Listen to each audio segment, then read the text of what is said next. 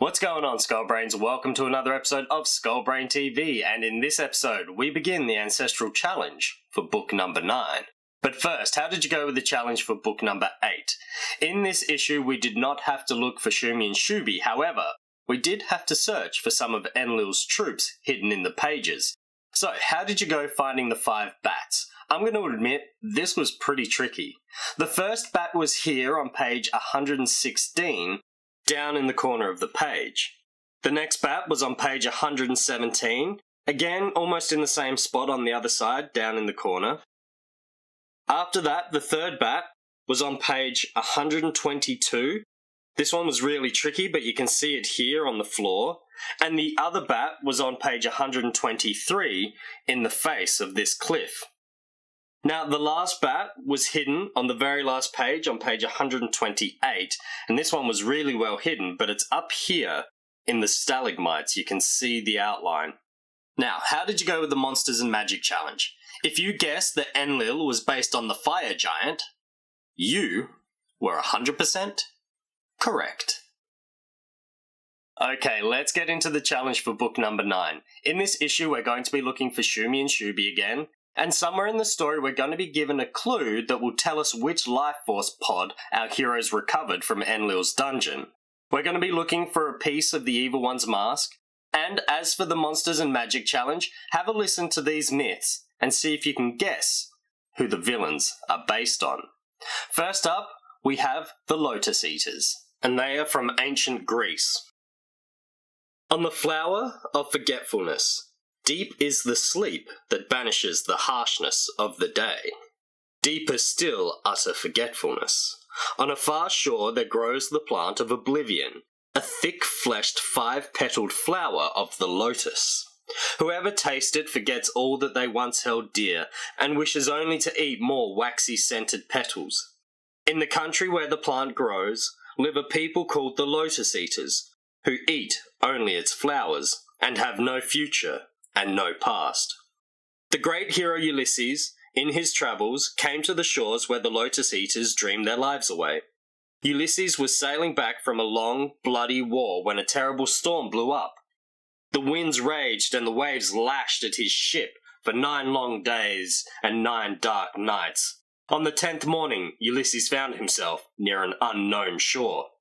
He sent out 3 men to find out who lived in this strange land. The small party came across the Lotus Eaters, who welcomed them into their midst, and offered them the flowers that were their food. As soon as they tasted the plant, Ulysses' men forgot about all their friends, their travels, and their home. The magic plant erased all that had been before, and left them yearning only for the present. Ulysses had not forgotten his men. When they failed to return, the hero went ashore and took them back to his ship. The men wept and fought and swore they no longer wanted to return home. Ulysses understood that their minds had been poisoned by the lotus, tied them to the benches of his ship, and sailed home with them. In time, their memories would return. Okay, next up we have the Tree of Poisons. And this is from Southeast Asia. On sleeping in the shadow of death. The powers of trees and plants are great indeed. Some plants can heal us, others distill within their leaves and limbs the very essence of peril. Such is the tree of poisons that grows from our shores.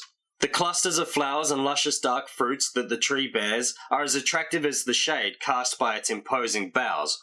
Yet anyone rash enough to rest a while under its branches sleeps in the very shadow of death, and will never wake up. It is rumoured that in that distant land, those who are condemned to die are dragged to the Tree of Poisons. The victim cries and begs for mercy at the thought of the slow demise that awaits him, but the executioner ties him to the thick trunk, there to breathe the lethal fumes released by the tree. As the poisons go to work, the victim loses consciousness, falls into a deep sleep, and dies. The tree brings death in other ways. Natives smear their arrowheads with its milky sap, thus making their weapons twice as lethal.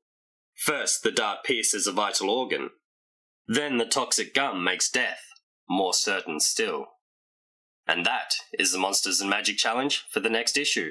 So, as you're watching the episode, have a listen and see if you can guess who the villains are based on. In the pinned comment below, you'll find a link where you can download the Monster and Magic cards that I just read, as well as a link to download the folder for Morbane's book of Monsters and Magic that you can print and cut out and keep your cards in. Also in the pinned comment below, there's a link where you can download the letter token that came with this issue.